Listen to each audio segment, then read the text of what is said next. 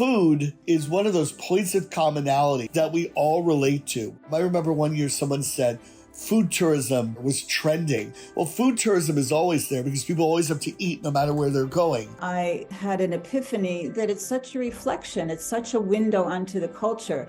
It's culture. It's also the national identity. It's the religion. It's, you know, a lifestyle. It's such an important factor in how we experience the destination. In our industry, we are fortunate to get to try various cuisines wherever we travel. But the one thing which really, kind of pleasantly surprised me was during my first trip to Uzbekistan, when I was introduced to plov, samsas and kebabs. For someone like me who grew up in India and eating samosas and pulao and kebabs, it was as Indian as it could get. So in your mind, you could never imagine that there could be an association, and that is what made me realize that cross-cultural connections don't just influence the history or the monuments, the architecture and things, but how deeply it influences the food also.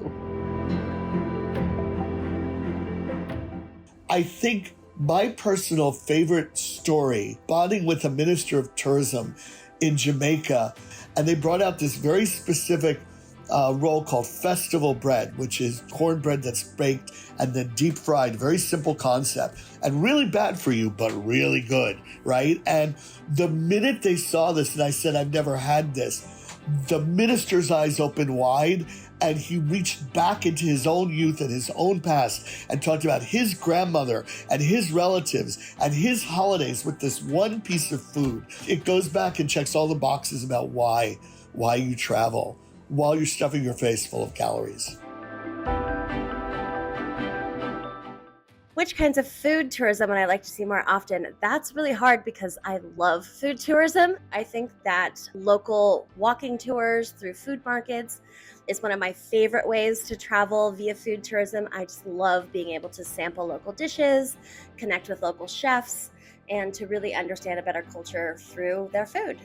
My favorite food-related travel memory happened to me just a couple of weeks ago on the way from Samarkand to Shahrisabz. It's a 2-hour drive and you have a beautiful scenery. When you travel from one city to another, you go through beautiful scenery and beautiful mountains. And there are different restaurants and cafes on the way. It is the best place for people to experience the local traditions and local food that the Uzbek cuisine can offer.